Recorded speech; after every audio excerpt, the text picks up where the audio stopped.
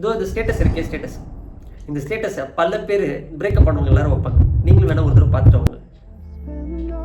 என்னைக்காவது ஒரு நாள் நான் பக்கம் இல்லைன்னா, என் ஞாபகம் நினைப்பு எதுவும் இல்லைன்னா, you still love me.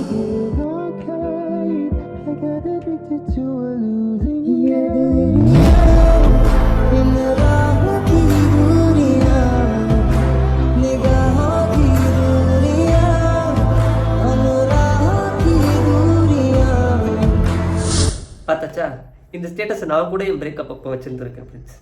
ஆனால் இந்த படத்தை பார்த்ததுக்கப்புறம் தான் தெரியுது, சரி போய் போய் இதையா வச்சோம் அப்படின்னு இருந்தது.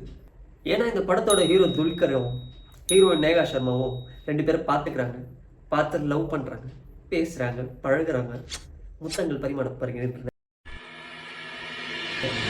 வாய்க்கூடாது, முத்தங்கள் பரிமாறப்படுகின்றன. தென் சில விஷயங்களும் பரிமாறப்படுகின்றன. அப்புறம் கல்யாணம் பண்ணிக்கலாம்னு பிளான் பண்ணுறாங்க. சரி அப்படின்னு சொல்லிட்டு அவங்க வீட்டில் போய் சொல்கிறாங்க. துல்கர் வீட்லேயும் சரி, நேஹா சர்மா வீட்லேயும் சரி, 2 பேரும் சேர்ந்து ஒரே மாதிரி தான் ஒரு விஷயத்த சொல்கிறாங்க.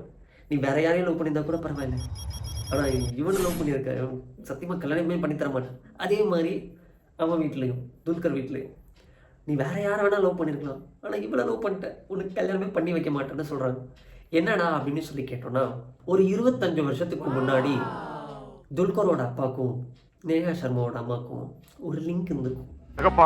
இது நியாயமா? உனக்கு அடுக்குமாடா? அந்த லிங்க்குக்கு பிறந்தது தான் நேஹா சர்மா.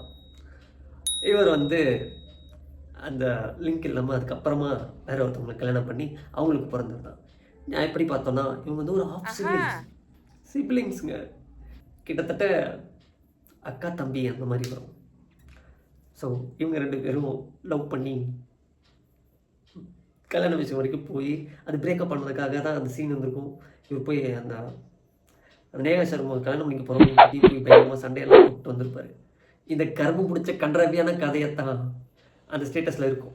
அதை போய் நானும் ஸ்டேட்டஸில் வச்சுருக்கேன், ஸ்டோரி வச்சுருக்கேன், நீங்களும் வச்சுருப்பீங்க ஃப்ரெண்ட்ஸ்.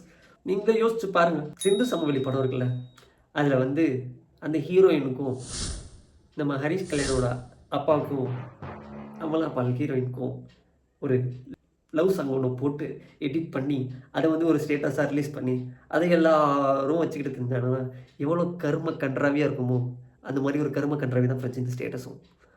இதெல்லாம் நீங்கள் எல்லாம் யார் யாரெல்லாம் வச்சுருக்கீங்களோ மறக்காம கமெண்ட்டில் சொல்லிட்டு போங்க. பாய்.